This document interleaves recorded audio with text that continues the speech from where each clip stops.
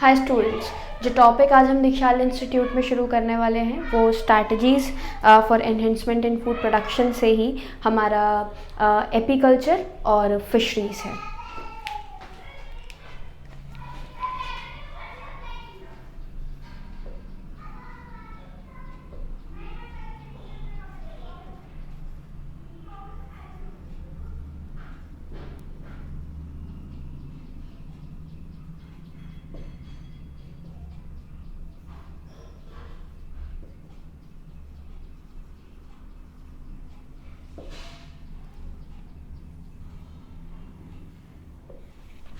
So students, हम about the animal husbandry बहुत ज़्यादा डिटेल में डिस्कस कर चुके हैं। मैं आप लोगों को बहुत ज़्यादा about the animal husbandry already बता चुकी हूँ, जिसमें हमने डेयरी फार्म मैनेजमेंट पढ़ा है, पोल्ट्री फार्म मैनेजमेंट पढ़ा है।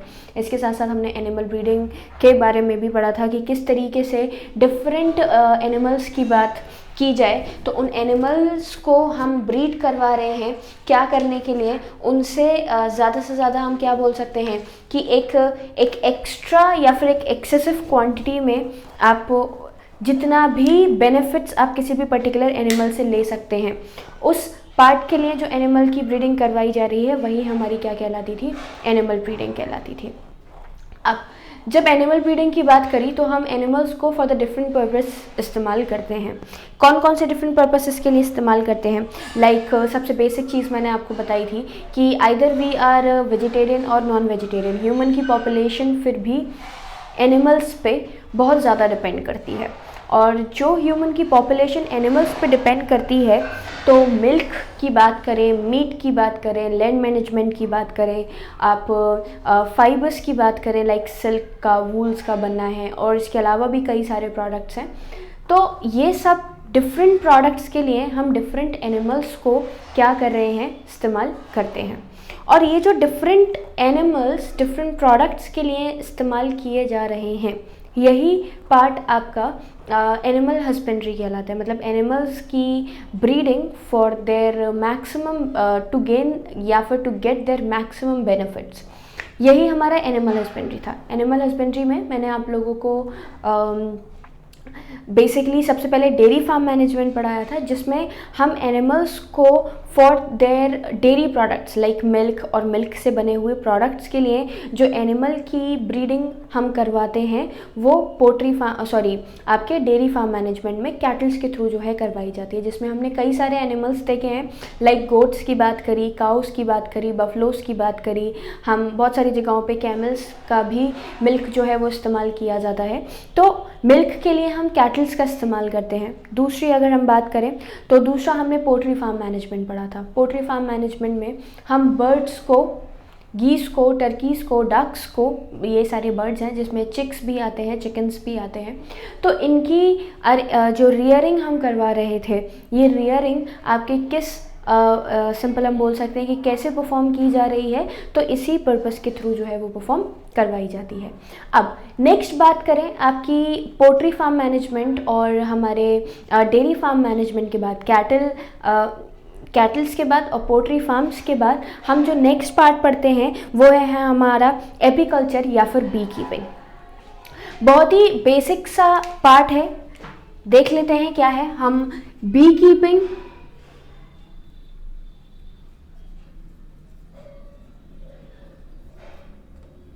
बी कीपिंग बेसिकली इंसेक्ट को रखने वाला पार्ट है, और ये हमारा और क्या, कौन सा कल्चर कहलाता है, एपी कल्चर कहलाता है। नाउ एपीकल्चर या फिर बी कीपिंग एक्चुअली है क्या, तो समझेंगे।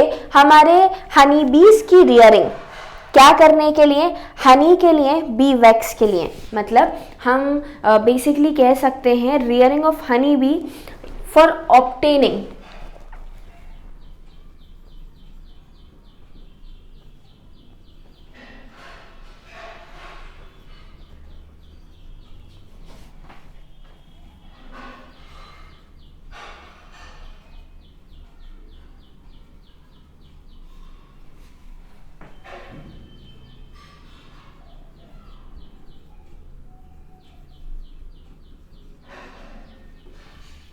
हनी के लिए और बी वैक्स के लिए जो हनी बीज की रियरिंग करवाई जा रही है, यही क्या कहलाता है हमारा, यही कहलाता है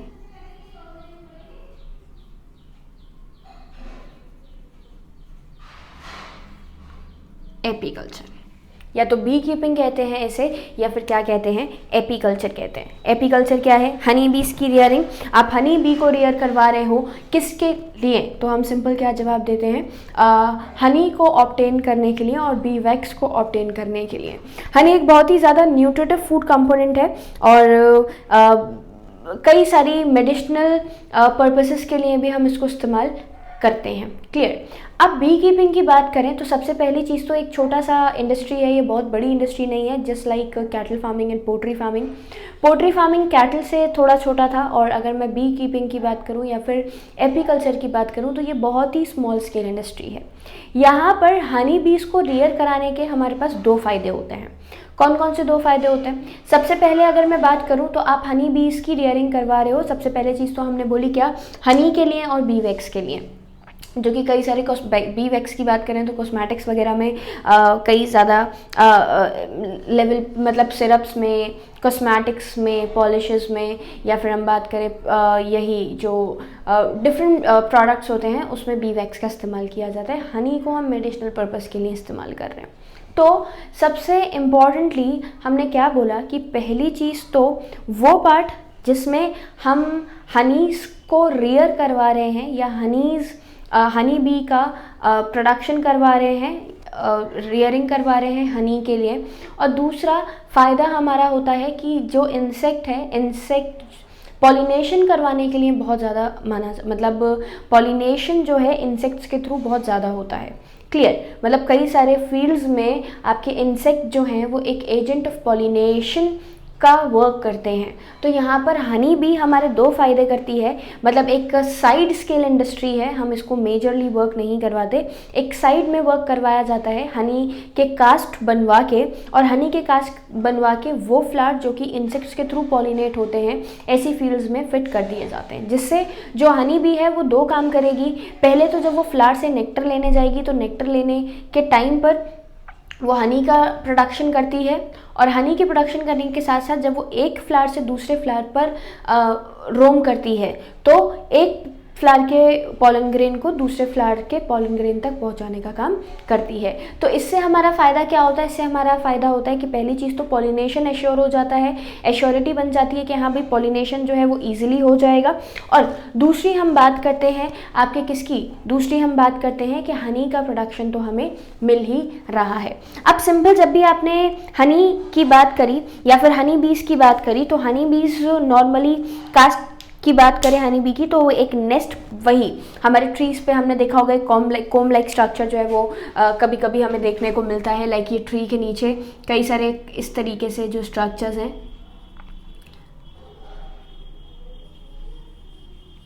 ये हनी को, ये जो स्ट्रक्चर्स हैं, ये स्ट्रक्चर्स हमें कई सारे ट्रीज पे जो हैं वो देखने को मिलते हैं। यही हमारे क्या कहलाते हैं? कास्ट ऑफ हनी बी कहलाते हैं। बेसिकली इनका नेस्ट होता है जो कि ट्री पे ही बनता है। ये ज़्यादातर कॉलोनियल होती हैं, सोशल होती हैं, पॉलीमॉर्फिक इंसेक्ट्स होती हैं। कॉलोनियल मतलब हमेशा कॉलोनीज में ही रहती हैं, सोशल होती हैं मतलब इंटरेक्शन जो है वो एक दूसरे से प्रॉपर होता है। इसके साथ साथ हम बात करें तो पॉलीमॉर्फिक इंसेक्ट है। हनी भी जो है सबसे ज़्यादा बेसिकली एक सबसे ज़्यादा सोशल लाइफ डेवलप करती है, जैसे अभी मैंने आपको बताया। इसके साथ हम बात करें हनी बी जो होते हैं वो टोटल 3 मेंबर्स आते हैं। कितने मेंबर्स हमारे पास प्रेजेंट होते हैं? 3 मेंबर्स हनी बी के हमारे पास प्रेजेंट होते हैं, जिसमें हमें पार्ट क्या दिख रहा है, मतलब 3 टाइप्स के हनी बी जो कास्ट में हमें देखने को मिल रहे हैं वो कौन कौन से हैं? सबसे पहला होता है हमारा क्वीन, बहुत ज़्यादा सुना है इसके बारे में हमने। सेकंड होते हैं हमारे drones, and third are your workers. सबसे पहली चीज क्वीन एक सिंगल कोम में या एक सिंगल कास्ट की अगर मैं बात करूं, या फिर एक सिंपल जैसे हम बोलते हैं ना कि एक हनी बी के एक सिंगल नेस्ट की बात करें, तो ये जो नेस्ट में जो क्वीन होती है ये क्वीन एक ही होती है और ये फर्टाइल फीमेल होती है जो कि एग्स देने का काम करती है। क्वीन का एक बहुत ही इंपॉर्टेंट रोल है। सबसे पहली चीज तो सिंगल मेंबर होती है, first thing is it is single member. Second important thing is fertile member, क्योंकि आगे हम पढ़ने वाले हैं फर्टिलिटी से ही कनेक्शन। फर्टाइल मेंबर है और एग्स देने का काम यही करती है, मतलब इनकी पॉपुलेशन को बढ़ाने का काम हनी बी का जो मेंबर कर रहा है वो कौन सा मेंबर है, क्वीन ही है। सेकंड मैंने बात करा है यहाँ पर क्या, drones. Drones are the male which mate with the queen. Drone वही मेंबर है जो कि क्वीन के साथ मेट करने का काम करता है, मतलब मेटिंग जो परफॉर्म की जा रही है वो ड्रोन्स के थ्रू ही परफॉर्म की जाती है। मेल मेंबर कह सकती हूँ मैं ये, मेट विथ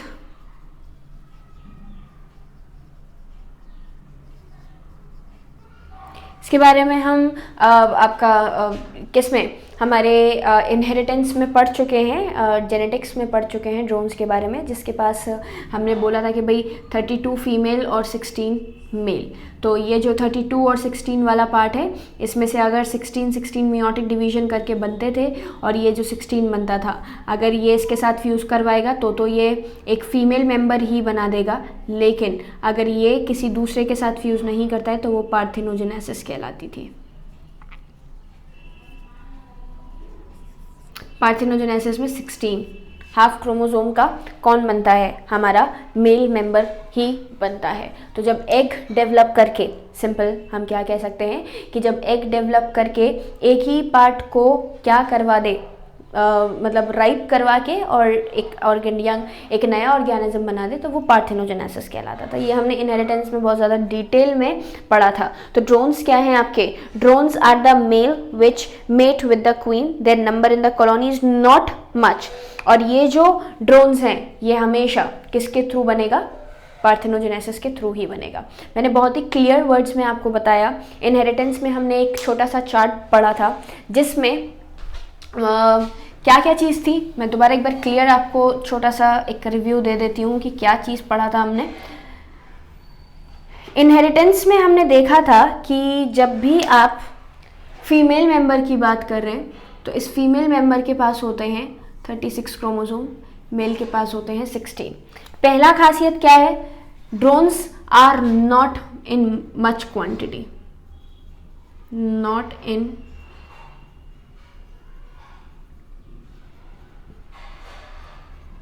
बहुत ज़्यादा क्वांटिटी में प्रेजेंट नहीं होते हैं।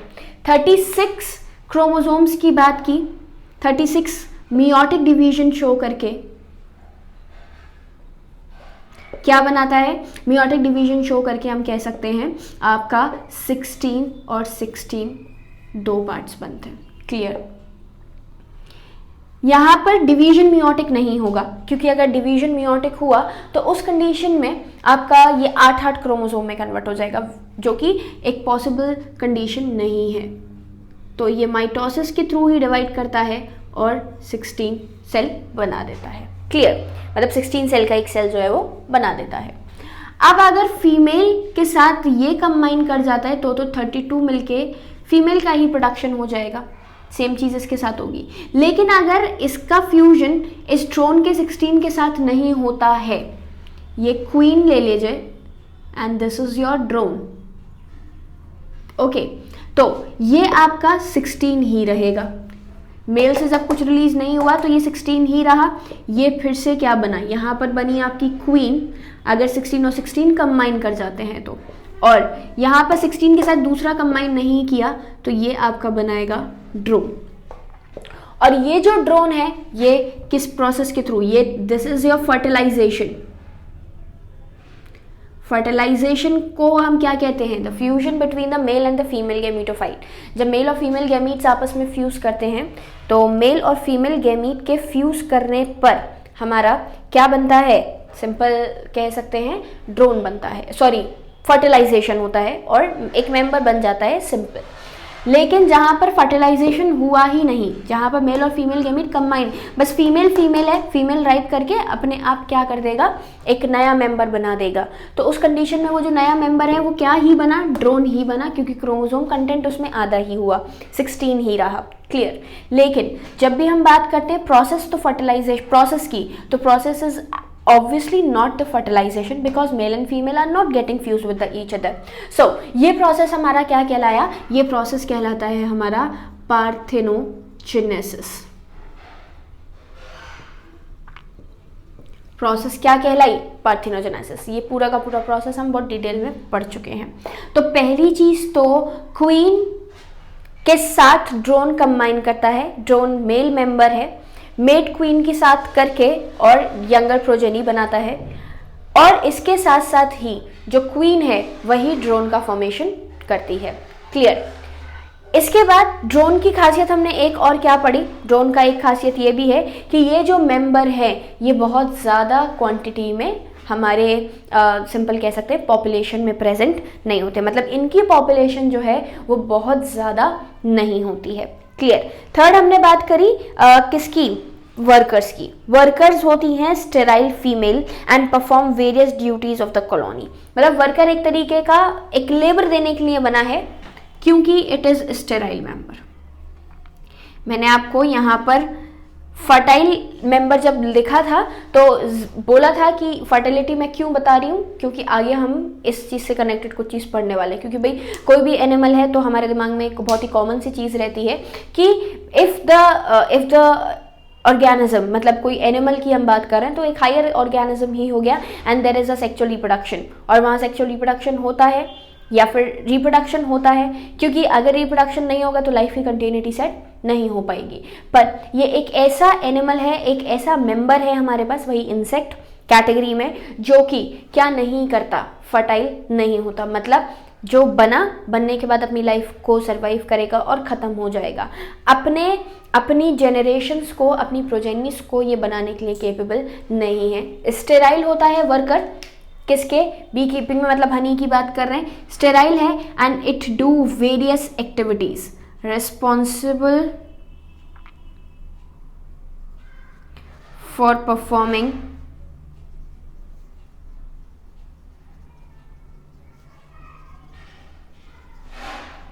various activities। वेरियस एक्टिविटीज़ का क्या मतलब है यहाँ, वेरियस एक्टिविटीज़ का मतलब है आपका नेक्टर का कलेक्शन करना है, इसके साथ साथ हम बात करें जो हनी कास्ट बनाया हुआ है उसकी क्लीनिंग करना है, ये सारे के सारे काम जो हैं वो वर्कर के थ्रू करे जाते हैं। The queens and the drones are fed by the worker also. ये भी बहुत इंपॉर्टेंट है कि जो फीडिंग करवाई जा रही है ड्रोन्स की और क्वीन की, ये भी वर्कर फीमेल के थ्रू, मतलब ये स्टेराइल फीमेल जो हमारे पास प्रेजेंट है, इन स्टेराइल फीमेल्स के थ्रू ही करवाई जाती है। इनका जो माउथ है वो थोड़ा सा च्यूइंग टाइप होता है और लैपिंग होता है, और इनकी बॉडी में जो नेक्टर मतलब जो नेक्टर ग्लैंड्स प्रेजेंट होते हैं बेसिकली, क्योंकि जितना भी फ्लावर से ये नेक्टर को लेने का काम करते हैं वो इन्हीं ग्लैंड्स के थ्रू हनी के अंदर कन्वर्ट करवाया जाता है। क्लियर। इसके साथ साथ हम बात करते हैं जो वर्कर बीज होती हैं, ये भी 3 तरीके की होती हैं, स्कैवेंजर्स बीज हैं, नर्स बीज हैं, और इसके साथ साथ मैं बात करूँ तो स्काउट बीज हैं। On the basis of work किस तरीके का काम कर रहे हैं, कैसा काम कर रहे हैं और कितनी एक्टिविटी, मतलब कौन कौन सा फंक्शन जो है वो यहाँ परफॉर्म करवाया जाएगा, वो इन्हीं के थ्रू जो है वो परफॉर्म करवाया जाता है। अब ये तो रही बात इनके मेंबर्स की, और जो रियरिंग की बात करें या फिर जो हनी बी की स्पीशीज़ की बात करें तो हमारे इंडिया में मिलने वाली बहुत कॉमन एपिस इंडिका है, उसी के थ्रू हम ये सारा काम करवाते हैं। क्लियर। इसके साथ हनी की बात करें या फिर कलेक्शन, हनी से की कलेक्शन के बाद हम पहले हनी की ही बात करते हैं।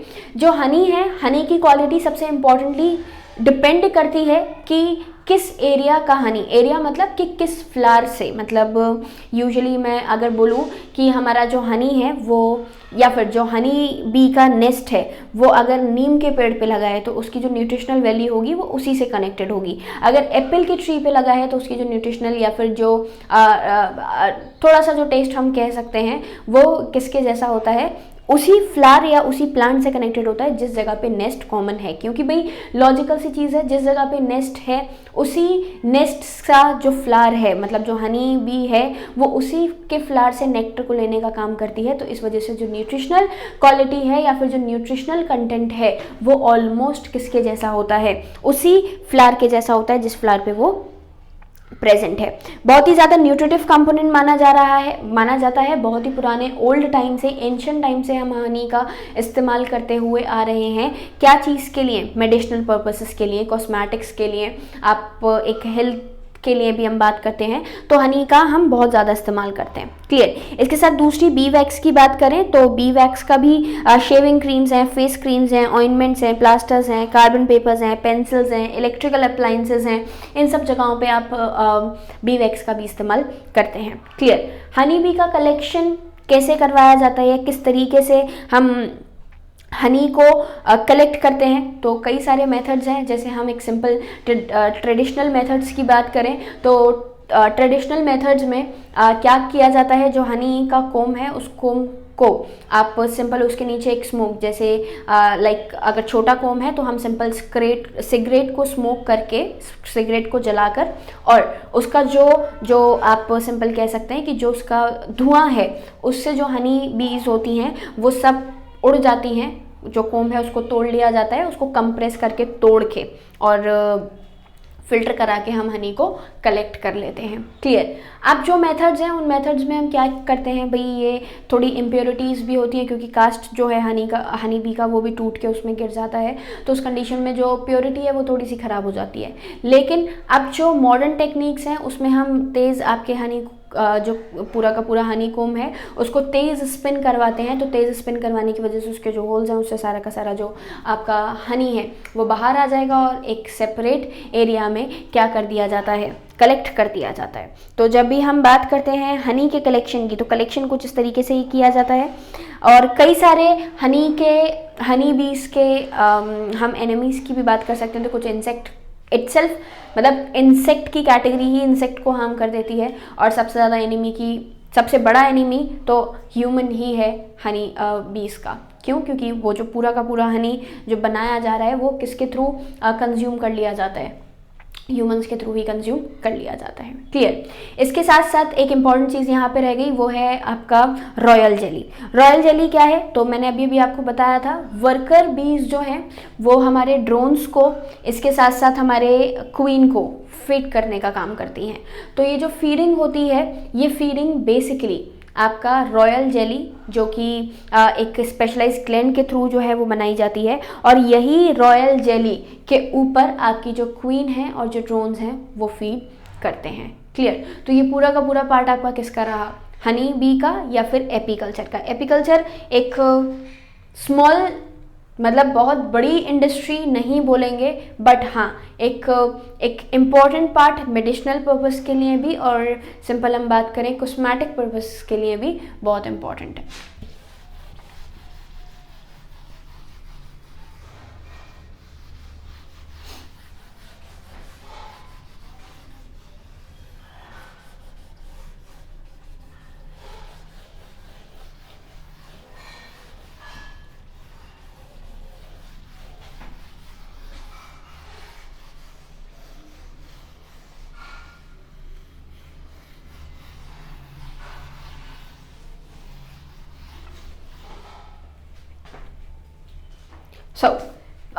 हमने अभी सबसे पहले मतलब अब 3 पार्ट जो हैं वो पढ़ लिए हैं। डेयरी फार्मिंग पढ़ ली, पोल्ट्री फार्मिंग पढ़ ली और एपीकल्चर पढ़ लिया। Third part is your fisheries.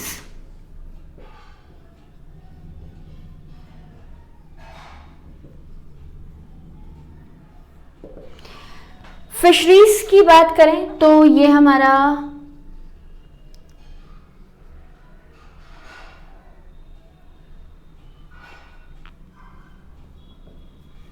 Pisciculture भी कहलाता है। पिसीकल्चर क्या है भाई?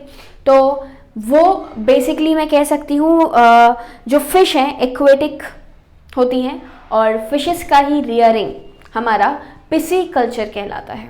फिशेस जो है एक्वेटिक हैं, कोल्ड ब्लडेड ऑर्गेनिजम्स हैं और वर्टिब्रेट की कैटेगरी को बिलोंग करती हैं। और यही जो वर्टिब्रेट कैटेगरी को बिलोंग कर रही हैं, तो यहाँ पर हम बेसिकली टोटल फिशेस की बात करें तो हमें दो तरीके की फिशेस मिलती हैं। मतलब पिसीकल्चर की बात करें या फिशरीज़ की बात करें तो ये जो पिसीकल्चर या फिर आप सिंपल फिशरीज़ की बात करते हैं तो ये दो तरीके की, मतलब वही रियरिंग करवाना किसका, हमारे फिशेस का, पिसीकल्चर कहलाता है। अगेन ये एक बहुत बड़ी इंडस्ट्री है क्योंकि यहाँ पर हम दो काम कर रहे हैं। एक, जितना कैटल फार्मिंग किया, जितना पोल्ट्री फार्मिंग किया, इन सब में हमारा खुद का इन्वेस्टमेंट था।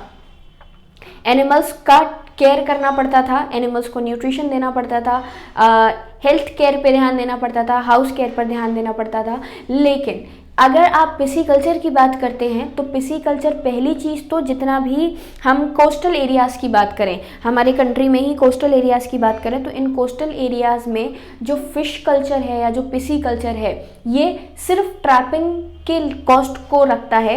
बाकी पूरा का पूरा जो रियरिंग है वो नेचुरली होता है। मतलब हमें सिर्फ क्या करना है, मतलब इसमें कोई कल्चर नहीं करवाना, कोई न्यूट्रिशन नहीं देना, कोई फिशेस को अपने अकॉर्डिंग डेवलप नहीं करवाना, लेकिन जितना भी डेवलपमेंट है वो पूरा का पूरा नेचुरल है और हमें सिर्फ यहाँ पर क्या काम करना होता है, फिशेस की ट्रैपिंग करनी होती है। क्लियर। लेकिन दूसरी जगह अगर मैं कोस्टल एरियाज से अलग हट के आपके प्लेन्स में आ जाती हूँ तो यहाँ पर रिवर्स की बात करें, पॉन्ड्स की बात करें या फिर लेक्स की बात करें तो इतना ज़्यादा क्वांटिटी में फ़िश का कल्चर नेचुरली नहीं हो पाता जितना ओशंस में हो पाता है। तो उसी चीज़ के लिए हमने यहाँ पर आर्टिफिशियल रियरिंग करना शुरू कर दी जो कि पॉन्ड्स में और लेक्स में देखने को मिलती है। तो हमारे पास अगेन जो पिसीकल्चर है या ये जो फिशरीज़ है ये कितना पार्ट्स बनाता है, ये बनाता है आपका दो पार्ट्स। सबसे पहली चीज़ मैं बात करूं किसकी, सबसे पहली मैं बात कर सकती हूं एक तो इनलैंड फिशरी की और दूसरी मैं बात करती हूं आपकी मरीन फिशरी की। इनलैंड फिशरी वो फिशरी सिस्टम है या वो कल्चर है जिसमें हम मेंबर्स को अपने अकॉर्डिंग ब्रीड करवाते हैं, डेवलप करवाते हैं, कल्चर करवाते हैं, ग्रो करवाते हैं और उसके बाद निकाल कर सेल आउट करते हैं। मरीन फिशरी की बात करें तो it only includes the trapping of the fishes. Larger fishes, smaller fishes ocean से कैप्चर की जाती हैं, जितना इस्तेमाल जो एडेबल होता है उसको हम सेल आउट करते हैं और बाकी जितना भी बचा हुआ होता है उसका फिर फर्टिलाइज़र या फिर मैन्योर बनाने के लिए इस्तेमाल किया जाता है। अब इकोनॉमिक इम्पोर्टेंस क्या है फ़िश की, लाइक सबसे पहले जैसे आप जब कैटल फार्मिंग की बात कर रहे थे, आप पोल्ट्री फार्मिंग की बात कर रहे थे, आप एपीकल्चर की बात कर रहे थे तो you are having the importance, आपके पास एक इकोनॉमिक इम्पोर्टेंस था। कैसा इकोनॉमिक इम्पोर्टेंस था कि भाई जब भी आप किसी भी पर्टिकुलर एनिमल की बात करते हैं तो ये जो एनिमल है, ये एनिमल हमारा क्या कर रहा है। सबसे पहली चीज़ मैं बोलूँ, सबसे इम्पॉर्टेंट चीज़, तो ये एनिमल किस चीज़ के लिए इस्तेमाल किया जा रहा है। लाइक कैटल फार्मिंग के लिए हम एक तो दो मेंबर्स देखते थे, एक तो माइल्ड कैटेगरी और एक drought category. Mild category milk producing categories थी और दूसरा ड्रॉट कैटेगरीज हम लेबर के लिए इस्तेमाल करते थे। पोल्ट्री फार्मिंग की इकोनॉमिक इंपॉर्टेंस क्या थी, जो हमारी एग लेयर्स थी वो अंडे देने का काम करती थी, जिसको हम एग से एक नया मेंबर भी बनाने का काम करते थे और एग को डायरेक्ट कंज्यूम करने का भी काम करते थे। और मैं ब्रॉयलर्स की बात करूं, आपके पोल्ट्री फार्म का ही दूसरा मेंबर है ब्रॉयलर, एक तो एग लेयर और दूसरा ब्रॉयलर मेल मेंबर, इसको हम मीट के लिए इस्तेमाल करते थे। एपीकल्चर में हनी का इस्तेमाल किया जा रहा है। हाँ, एज अ फूड तो हम इस्तेमाल नहीं कर रहे कि एक बेसिक रिक्वायरमेंट है फूड की और उसके बिना काम नहीं चल सकता, लेकिन एक फूड जो है वो मेंटेन यहाँ पर हो रहा था। सिमिलरली इकोनॉमिक इम्पॉर्टेंस जब हम फिशेस की बोलते हैं तो पहली चीज़ तो फिशेस को हम फूड की तरह भी इस्तेमाल करते हैं। जो फिशेस का एक सिंपल हम कह सकते हैं कि जो फ़िश का फ्लैश होता है ये एक बहुत ही रिच सोर्स ऑफ प्रोटीन माना जाता है। Rich source of protein, fat, ये सारी की सारी चीज़ें हमें फिशेस के अंदर मिलती हैं। रिच सोर्स के साथ साथ चीप सोर्स ऑफ प्रोटीन भी बोला जाता है। चीप सोर्स क्यों बोला जाता है, और फैट की जो क्वांटिटी है वो बहुत ज़्यादा कम होती है और मिनरल्स जो हैं वो बहुत क्वांटिटी में प्रेजेंट होते हैं। विटामिन ए और डी भी बहुत ही ज़्यादा एक्सेसिव क्वांटिटी में हमारे फिश फ्लैश के अंदर जो है वो मिलते हैं। इसके साथ साथ बात करें तो ईजिली डाइजेस्टेबल होता है हमारे फिश का फ्लैश, और सिंपल हम कह सकते हैं कि चीप सोर्स क्यों था, चीप सोर्स इसलिए था क्योंकि जब भी आप कोस्टल एरियाज़ की बात कर रहे हो या जिस जगह पे मरीन फिशरीज जो है वो हमें इजीली अवेलेबल है, तो बहुत ही चीप प्राइसेस में हमें ये इजीली अवेलेबल हो जाते हैं as compared to the other sources. Like chicken की बात करें या फिर हम मटन की बात करें, तो इसका जो सोर्स होता है, इसका जो हम सिंपल क्या बोल सकते हैं कि जो कॉस्ट है वो हाई है as compared to the fishes. लेकिन शर्त यह है कि आपका जो मेंबर मरीन फिशरी है, तो उस कंडीशन में मैंने आपको क्या क्या कंडीशंस बताई। जो फिश का फ्लैश होता है वो बहुत ही ज़्यादा एक्सेलेंट सोर्स ऑफ प्रोटीन है, चीप सोर्स है। इसके साथ साथ विटामिन ए और डी बहुत ज़्यादा क्वांटिटी में प्रेजेंट होते हैं, फैट की क्वांटिटी बहुत कम होती है, और लास्ट 5th पॉइंट अगर मैं बोलूँ तो ईजिली डाइजेस्टेबल भी होता है हमारा फिश का फ्लैश। क्लियर। इसके साथ हम बात करें, जो फिशेस हैं इसको हम डिजीज़ को कंट्रोल करने के लिए भी इस्तेमाल करते हैं। सबसे पहला मैंने क्या बोला, fish as a food.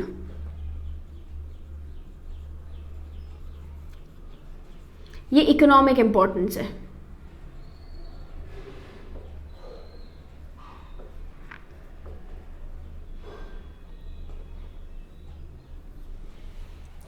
Fish को सबसे पहली चीज तो हम एज अ फूड इस्तेमाल कर रहे हैं, फूड की तरह इस्तेमाल कर रहे हैं। क्लियर। दूसरा इंपॉर्टेंट टर्म मैंने आपको क्या बोला, fish is for controlling the disease. These are used to control the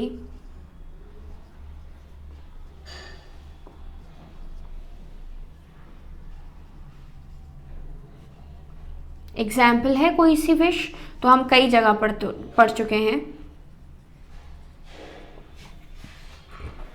गैम्बूशिया fish जो है हमारी, ये एक सिंपल कह सकते हैं एक पेस्ट कंट्रोल की तरह भी एक्ट करती है। कैसे, हमने पढ़ा है कि बहुत सारी जगहों पे जहाँ पर आपके जो मस्कीटोज़ हैं, ये मस्कीटोज़ जो वाटर बॉडीज़ होती हैं इसके अंदर अपने एग को ले कर देते हैं। जैसे हम तालाबों के अंदर कई सारी चीज़ों का कल्चर भी करवाते हैं, तो वो जो पॉन्ड्स हैं, वो जो तालाब हैं उसमें जो हमारे इंसेक्ट्स होते हैं वो अपने जो एग्स हैं वो ले कर जाते हैं, लार्वा बनते हैं, और कई ज़्यादा क्वांटिटी में जो मच्छर हैं, जो मस्कीटोज़ हैं, वो ग्रो कर जाते हैं, and they are the source for the basically malaria का सोर्स है। एक जगह से दूसरी जगह पर इजीली क्या करवा देते हैं, मलेरिया को स्प्रेड करवा देते हैं।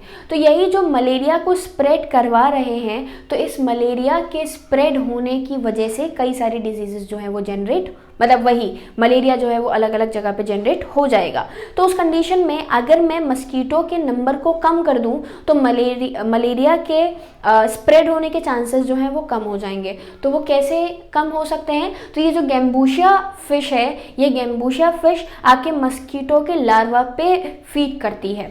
तो जिस जगह पे पानी आपका, हम क्या बोलें कि जहाँ पर तालाब है, जैसे हम पॉन्ड्स की बात करें जहाँ वाटर कलेक्टेड है और मस्कीटोज जो है वो अपने एग्स जो है वो वहाँ दे के चले जाते हैं, तो उस कंडीशन में क्या होगा, यहाँ जो हम गैम्बूशिया फिश को इंट्रोड्यूस करवा के क्या कर सकते हैं, जितने भी लार्वाज हैं उन लार्वा पर फीड करवा के उनको ख़त्म करवा सकते हैं। क्लियर। तो हम फिशेस को एक कंट्रोल, डिजीज़ को कंट्रोल करने के लिए भी इस्तेमाल करते हैं। क्लियर। थर्ड अगर मैं बात करूं तो साइंटिफिक वैल्यू भी है। कुछ जूलॉजिकल इंपॉर्टेंस की बात करें तो फिशेस की बहुत सारी जगहों पर हम देखते हैं। फिर मैं बात करूं आपका फिशेस के जो बाई प्रोडक्ट्स हैं, इन बाई प्रोडक्ट्स का भी कई जगह पे इस्तेमाल होता है। पहली चीज़ तो फिशेस के जो ऑयल्स हैं ये हेल्थ के लिए बहुत ज़्यादा इस्तेमाल किए जाते हैं, और बाकी का बचा हुआ जितना बाई प्रोडक्ट है, मतलब वो प्रोडक्ट जो कि अब हमारे किसी भी इस्तेमाल का नहीं है, तो वो प्रोडक्ट जो अब हमारे इस्तेमाल का नहीं है, उस प्रोडक्ट को हम मैन्योर बनाने के लिए भी काम में लेते हैं। ये मैंने जब आपको एनिमल हस्बेंड्री का इंट्रोडक्शन दिया था तब समझाया था कि जब फिशेस को कलेक्ट किया जा रहा, मतलब जब फिशेस को ट्रैप किया जा रहा है मरीन फिशरी में, तो उस कंडीशन में उन जगहों पे अब लॉजिकल सी चीज़ है भाई, हमारा इंटरेस्ट ऑफ फिश तो ज़रूरी नहीं है कि आए, ऐसा फिश भी उसके अंदर होगा या ऐसा एनिमल भी उसमें होगा जो हमारे किसी इस्तेमाल का नहीं है। तो उस कंडीशन में हम क्या करते हैं, उस सारे के सारे प्रोडक्ट को लेके मैन्योर बनाने का काम करते हैं। और ये जो मैन्योर होता है ये काफ़ी ज़्यादा रिच होता है, न्यूट्रिशनल वैल्यू में तो हमारे क्रॉप्स को बहुत अच्छे से क्या करवा पाता है, इजीली ग्रो करवा पाता है। तो अगर मैं बात करूं फ़िश के जो बाई प्रोडक्ट हैं, जैसे कि फ़िश का ऑयल है, फ़िश का मैन्योर है, फ़िश ग्लू है, एजन ग्लासेस हैं, शाक्रीन है, लेदर है, आर्टिफिशियल पर्ल्स हैं, ये सब भी आपके बाई प्रोडक्ट्स में जो है वो इस्तेमाल किए जाते हैं। इसके बाद नेक्स्ट पॉइंट बोले तो नेक्स्ट पॉइंट हम कह सकते हैं कि एम्प्लॉयमेंट दे रहे हैं, क्योंकि सिंपल एम्प्लॉयमेंट हर जगह है। लाइक अब कैटल फार्मिंग की बात कर रहे थे तो एम्प्लॉयमेंट बहुत अच्छा मिल रहा था, पोल्ट्री फार्मिंग में एम्प्लॉयमेंट था, फिश पिसीकल्चर में भी एम्प्लॉयमेंट, मतलब जो फिशेज इंडस्ट्रीज़ हैं ये ज़्यादा से ज़्यादा अपॉर्चुनिटीज़ क्रिएट करवा सकती हैं, वही डेवलपमेंट करवाना, ट्रैपिंग करना, सेलिंग करना, तो ये एक इम्पॉर्टेंट पार्ट बनाता है। क्लियर, इकोनॉमिकली इंपॉर्टेंट है, सोर्स ऑफ इनकम भी बनेगा। क्लियर, तो ये पूरा का पूरा पार्ट आपका क्या है, फिशरीज है। इसमें हमने दो तरीके की फिशरीज पढ़ी, एक तो इनलैंड फिशरी और दूसरा है हमारा मरीन फिशरीज। इनलैंड फिशरीज की बात करते हैं तो वो फिशेस जो कि आपके सिंपल पॉन्ड्स में, तालाबों में आपके इंटरेस्ट से डेवलप करवाई जा रही हैं। तो वो जो आपके इंटरेस्ट से डेवलप करवाई हुई फिशेस हैं वो आपका क्या बनाती हैं, मतलब वही फिशरी आपकी क्या कहलाती है, इनलैंड फिशरी कहलाती है। मतलब basically deals with the fishery aspect of the water other than the marine water. मतलब खारे पानी को छोड़ के, सॉल्टी वाटर को छोड़ के, ओशंस के पानी को छोड़ के जितनी ज़्यादा कल्चर आप अपार्ट फ्रॉम द मरीन करवा रहे हैं वो पूरी की पूरी इनलैंड फिशरीज कहलाती है। क्लियर, इसमें आप ब्रीडिंग करवाते हैं बेसिकली, और यही जो ब्रीडिंग है ये अपनी इंटरेस्ट ऑफ फिश को ब्रीड करवा के इस्तेमाल की जाती है। क्लियर, इसके साथ साथ हम और क्या बोलते हैं कि जो ब्रीडिंग अब आप करवा रहे हो ये ब्रीडिंग भी कितने तरीके की होती है, 3 तरीके की होती है। सबसे पहली अगर मैं बोलूँ तो नेचुरल ब्रीडिंग, जो कि नेचुरली हो रही है, जिसमें हमें कोई मेहनत नहीं करनी पड़ रही है। इंड्यूस ब्रीडिंग वो ब्रीडिंग हो गई जिसमें आप एक इम्पॉर्टेंट कैरेक्टर को अपने सिंपल हम क्या कह सकते हैं, वही कि खुद से डेवलप करवाने का काम कर रहे हैं। तो मैं क्या बोल रही हूँ, basically in artificial method of fertilization over from the females and the sperm from the males are taken out by artificial mechanical process and the eggs are got fertilized by the sperms। Different methods हैं यहाँ पर induce breeding के लिए, जिसमें हम FSH और LH वही आपके हॉर्मोन्स का इस्तेमाल करके और क्या करते हैं, ओवस का प्रोडक्शन, स्पर्म्स का प्रोडक्शन करवा देते हैं।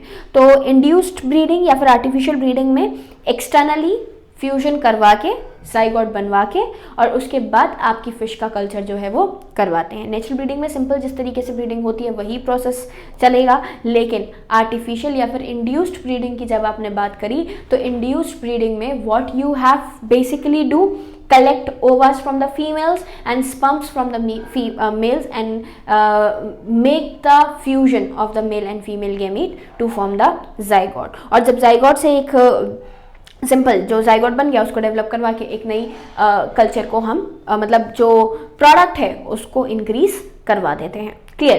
थर्ड अगर मैं बात करूं तो थर्ड हमारे पास है कंपोजिट फिश कल्चर। ये जो कंपोजिट फिश कल्चर है ये क्या करता है भाई, तो ये बेसिकली सेलेक्टेड स्पीशीज में ही करवाया जाता है एक प्रॉपर प्रपोर्शन के लिए, जिसमें जिसको हम बेसिकली क्या कहते हैं, कंपोजिट फार्मिंग कहते हैं। कुछ एडवांटेजेस हैं इसके, जैसे कि जो कंपैटिबल, सिंपल बात करते हैं कि जब दो फिशेस एक पर्टिकुलर पॉन्ड में एक साथ रह रही हैं तो ये एक दूसरे के अगेंस्ट काम करती है, मतलब एक स्पीशीज़ दूसरी स्पीशीज़ को टॉलरेट नहीं करती है। तो इस कंडीशन में हम ऐसा कोई चेंज कर देते हैं कि जो कंपोजिट फिश कल्चर है जिसमें एक साथ एक से ज़्यादा मेंबर जो हैं वो सरवाइव कर सके, और एक से ज़्यादा मेंबर जब सरवाइव करेंगे तो इन एक से ज़्यादा मेंबर के सरवाइव करने की वजह से आपका एक ही जगह पे हम कई सारा कल्चर जो है करवा सकते हैं। लेकिन इस तरीके से करवाया जाता है यहाँ पर कल्चर कि जो दो फिशेस हमने एक साथ रखी हुई हैं वो दोनों एक दूसरे के कंपैटिटर या फिर एक दूसरे से कंपटीशन ना रखती हूँ, कि हम अगर 3 लेवल बनाए हैं तो एक बेस पे रहने वाली होगी, एक मिड पार्ट में रहने वाली होगी और एक होगी आपका जो सिंपल टॉप सरफेस पे फ्लोट करे। तो इनके बीच में आपस में जो है वो कंपटीशन नहीं बनेगा और जो फूड है वो इक्वली डिस्ट्रीब्यूटेड रहेगा। तो आपका एक साथ हम एक टाइम पर एक जगह पे कई सारी फिशेस का कल्चर जो है वो करवा सकते हैं, और यही एक टाइम पर एक साथ कई सारी फिशेस का कल्चर करवाना ही क्या कहलाता है, हमारा कंपोजिट पिसी कल्चर कहलाता है। क्लियर। लास्ट अगर मैं बात करूं तो इनलैंड फिशरी के बाद हमारे पास प्रेजेंट है कौन सी fisheries, marine fisheries. Marine fisheries में मैंने आपको बहुत ही बेसिक चीज़ बताई, जिस फिशरी में आप मरीन फिशेस को ट्रैप करने का काम कर रहे हैं, सिर्फ कोई ब्रीडिंग नहीं करवाते हैं, वही कहलाती है मरीन फिशरी। जितनी भी सॉल्टी वाटर में पाई जाने वाली आपकी फिशेस हैं, ये सॉल्टी वाटर में पाई जाने वाली फिशेस या फिर सी वाटर में, या सिंपल में कह सकती हूँ ओशंस में मिलने वाली जो फिशेस हैं, वो क्या बनाती है, आपका मरीन पिसिकल्चर बनाती है।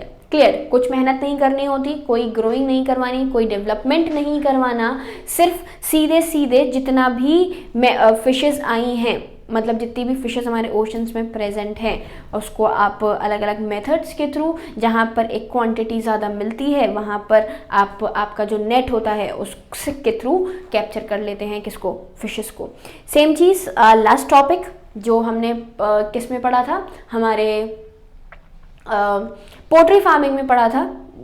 क्या पढ़ा था कि जो हमारे पोल्ट्री फार्म के मेंबर्स होते हैं, जो बर्ड्स होती हैं, ये काफ़ी ज़्यादा इजीली कोई भी डिजीज़ को जो है वो ऑप्ट कर लेती हैं। सेम चीज़ यहाँ पर भी फिशेस में कई सारे डिजीजेस होती हैं, बैक्टीरियल हो सकती हैं, वायरल हो सकती हैं, प्रोटोजोअल हो सकती हैं, फंगल हो सकती हैं, तो कोई भी डिजीज़ जो है वो यहाँ पर हमें देखने को मिल जाती है। क्लियर? तो डिजीज़ को चेक करते हुए भी जब मतलब कोई भी आपका सिंपल हम कह सकते हैं कि कोई भी आप ट्रांसपोर्टेशन जब किसी फूड का करते हैं, तो उस कंडीशन में हमें ये चीज़ भी ध्यान में रखनी होती है कि कहीं किसी तरीके की कोई डिजीज़ हमारे एनिमल को ना हो, क्योंकि कोई डिजीज़ अगर हमारे एनिमल को होगी तो it will easily transmit to the other animals also. तो ये पूरा का पूरा पार्ट आपका क्या हुआ, simple animal husbandry. Animal husbandry में हमने कई सारे पार्ट्स पढ़े, मैनेजमेंट पढ़ा, ब्रीडिंग पढ़ा, फिश ब्रीडिंग भी पिसिकल्चर में भी पढ़ा, फिर उसके बाद हमने एनिमल ब्रीडिंग भी पढ़ी। एनिमल ब्रीडिंग का फ़ायदा क्या है, तो सबसे ज़्यादा अगर हम बोलें तो प्रोडक्ट्स की क्वालिटी को, क्वांटिटी को इंक्रीज़ करवाने के लिए ब्रीडिंग हम करवाते हैं।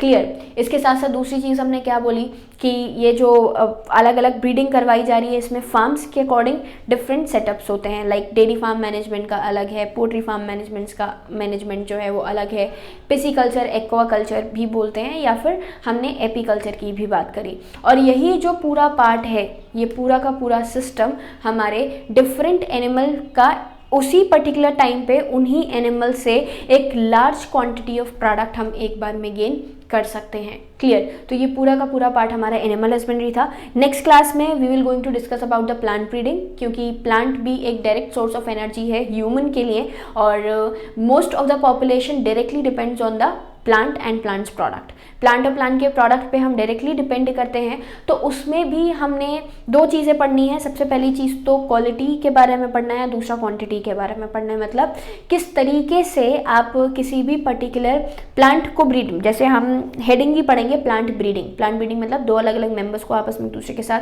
हाइब्रिडाइज करवाना, ब्रीड करवाना, so that you may get the good quality या गुड वेराइटी प्रोडक्ट, जिसका क्वालिटी भी मेंटेन हो और क्वांटिटी भी मेंटेन हो। क्यों?